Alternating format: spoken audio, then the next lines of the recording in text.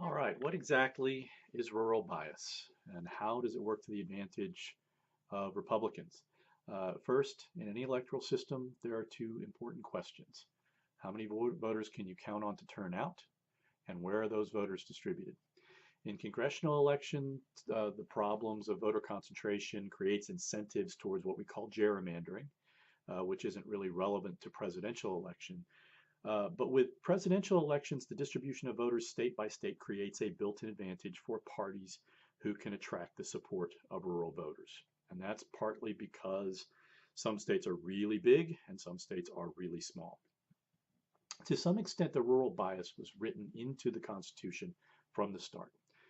Certainly, many of the framers believed that they were creating a nation of farmers, and Thomas Jefferson and his protege James Madison believed that an agrarian society was innately more stable, just, and virtuous than a society of city dwellers. And so that's played out over time. The rural advantage in presidential elections stems from the fact that rural states ultimately enjoy disproportionate influence in American electoral politics.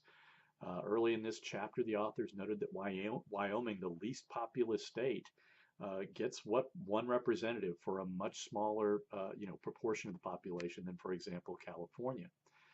Combined with the constitutional guarantee that all states will have representation of two senators, that gives rural states a clear advantage, meaning rural voters are overrepresented when it comes to their value in the Electoral College.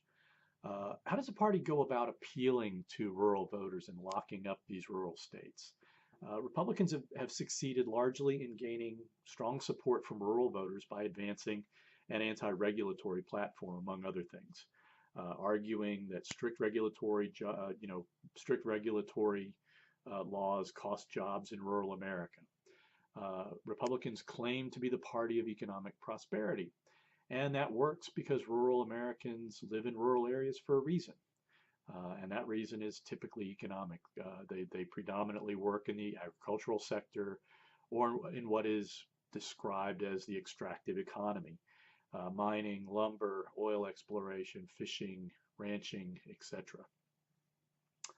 Most of these jobs have two things associated with them. They get a lot of subsidies from state and federal governments, and they are subject to regulatory policies. Generally speaking, Republicans are pretty unapologetic about steering subsidies toward extractive industries and cutting regulations over those industries. Oklahoma is a good case in point. At the state level, Republicans have provided generous subsidies in the form of tax credits to particularly the slant drilling, the fracking part of the oil and gas industry.